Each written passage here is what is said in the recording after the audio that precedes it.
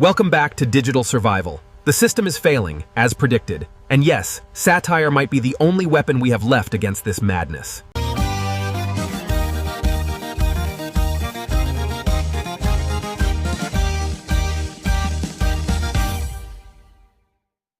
Open your phone on any given Tuesday, and you are immediately buried under an avalanche of systemic failures, sensationalized headlines, and bureaucratic red tape.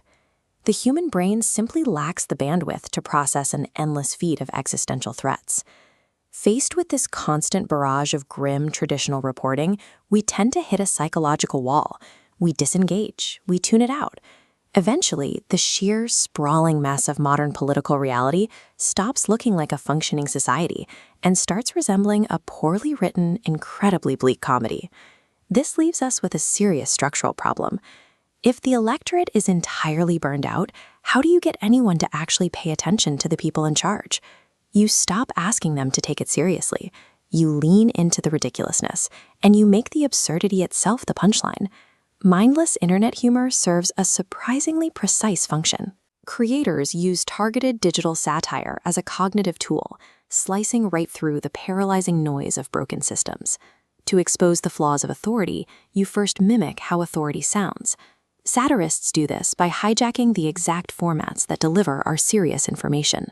Look closely at a traditional news broadcast. The sweeping desks, glowing graphics, and sterile lighting grids are designed to project unquestionable seriousness. Digital outlets like The Onion or New Zealand's The Civilian take that exact aesthetic, the corporate fonts, the heavy desks, the anchor's rigid posture, and copy it flawlessly. They then deploy deadpan irony, delivering completely fictional, bizarre news updates without ever dropping that stolen veil of journalistic gravity. By treating the trivial with intense gravity and the catastrophic with total indifference, this deadpan delivery highlights exactly how manufactured and empty endless media sensationalism actually is. By treating the state's maze-like architecture and endless parliamentary procedures like a dry joke, they strip away the intimidating aura of the political process. By wearing the clothes of traditional reporting, these digital parodies bypass our usual defenses. They trick the brain into paying close attention to reality's actual flaws before we even realize we're being informed. This sleight of hand works because it exploits a specific quirk in human psychology, turning our deep political frustration into a powerful hook for engagement. It relies on the core mechanic of irony, a deliberate, widening gap between what the speaker is literally saying and the hidden truth they mean. To get the joke, you must actively connect those dots and close that gap in your own mind. This contrasts sharply with traditional news consumption, which often leaves viewers sitting passively while anchors read a numbing litany of daily tragedies. Online creators like the host of White Man Behind a Desk rely on this mental leap. They use it to unpack dense, dry issues like systemic political accountability, making the information highly digestible because the viewer actively participates. When irony isn't enough, satirists turn to their next tool, extreme exaggeration. They inflate a complex problem to such absurd proportions that audiences are jolted out of their daily complacency. Panel shows like New Zealand's 7 Days stretch deeply frustrating local news through rapid-fire exaggeration, forcing viewers to find the comedy in situations that would otherwise just make them angry. This tactic blankets internet culture. Every day, memes use that same hyperbolic scale to mock our collective behavioral obsessions, holding up a funhouse mirror to our endless scrolling on social media. None of this diminishes the severity of the issues at hand.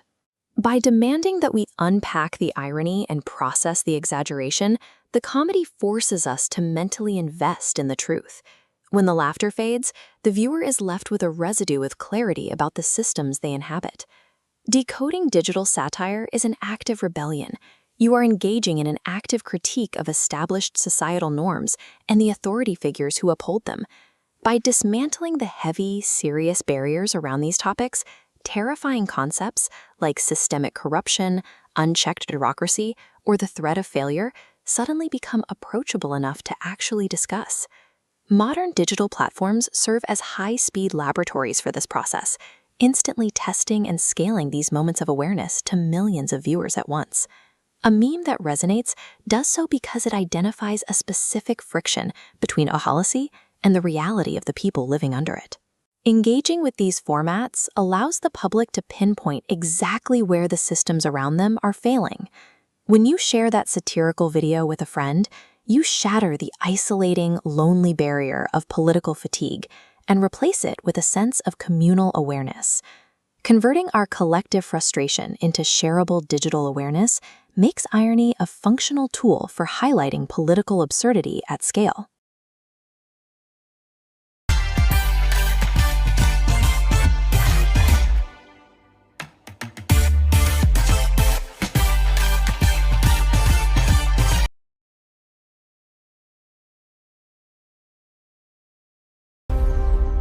This is a true collaboration between human and machine.